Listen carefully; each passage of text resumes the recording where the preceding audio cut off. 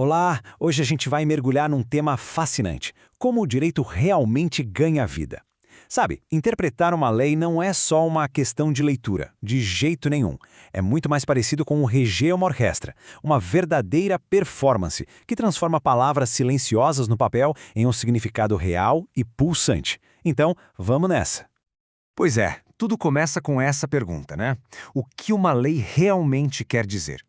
É isso que nos força a ir além do texto puro e simples. Uma lei no papel, ela é só o ponto de partida.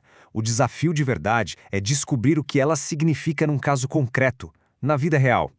E é aqui que a nossa grande metáfora entra em jogo. Vamos pensar num texto de lei como se fosse uma partitura musical. Ela está ali, silenciosa, com todas as notas, mas ela precisa de um intérprete, de um maestro, para dar vida àquela música, com sentimento, com contexto, com propósito. Então, primeiro vamos dar uma olhada nessa partitura. Vamos entender por que o texto de uma lei por si só é incompleto. Ele exige todo um conjunto de ferramentas que vão muito, mas muito além da simples leitura para a gente encontrar o seu verdadeiro sentido. E aqui está o pulo do gato. Não existe uma hierarquia, sabe? Não tem um método que é o chefão de todos. O que existe é uma verdadeira caixa de ferramentas. E um bom intérprete é aquele que sabe qual ferramenta usar em cada momento e, mais importante ainda, como combinar todas elas.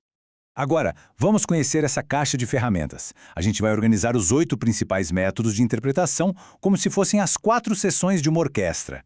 Cada uma tem um papel único na hora de criar a música da lei. Olha aí o mapa completo da nossa orquestra. Temos as cordas, que são focadas no texto, os sopros, que trazem todo o contexto, os metais, que declaram um propósito com força, e a percussão, que marca o ritmo do impacto social. Vamos ouvir o que cada uma dessas seções tem a dizer. Bom, tudo começa com as cordas. Elas são a base da melodia. O método gramatical olha para o significado literal, o dicionário mesmo. Já o método lógico confere se a melodia faz sentido, se não tem uma nota contradizendo a outra. É sempre o ponto de partida. Na sequência, vem os sopros, para adicionar harmonia, profundidade. O método sistemático pergunta: peraí, como essa nota se encaixa no resto da sinfonia, no resto das leis? E o método histórico vai investigar a origem, o que o compositor queria dizer quando escreveu essa parte. Aí chegam os metais, com aquela presença, aquela clareza. Eles não querem saber só o que a lei diz, mas por que ela existe. O método teleológico busca o objetivo final da lei, e o axiológico conecta tudo isso com os valores mais profundos do sistema, como a justiça e a dignidade humana. E para fechar, a percussão.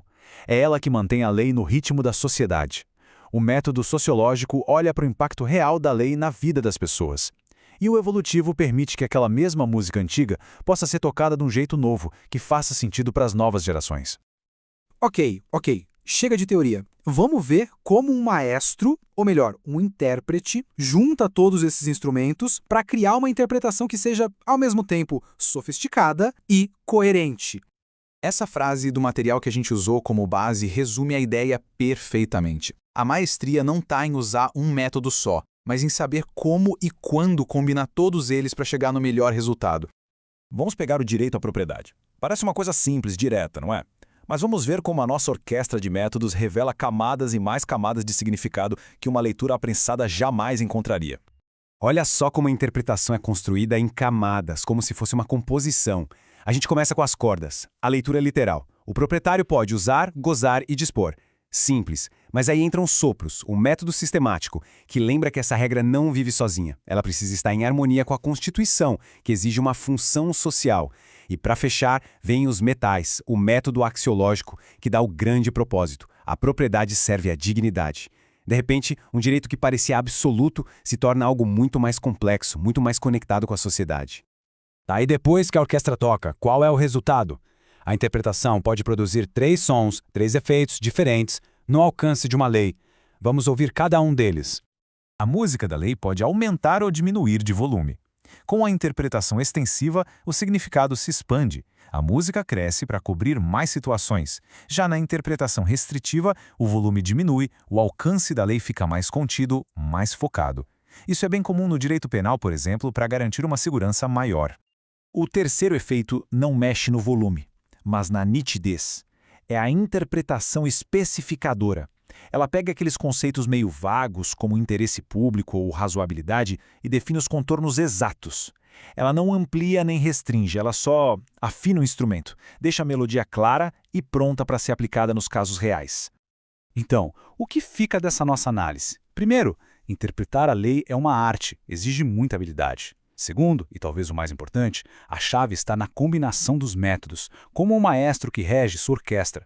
O objetivo é sempre o mesmo, uma aplicação da lei que seja coerente e justa. E no fim, entender essa orquestra toda nos mostra como o poder jurídico realmente opera no dia a dia. E isso nos deixa com uma última reflexão. Se a lei é de fato uma performance musical e não um texto estático, a pergunta que fica é imensa. A quem a gente confia a batuta de maestro? Quem decide como essa música vai soar para todos nós? Isso só reforça o poder gigantesco e a responsabilidade enorme que existe no ato de interpretar.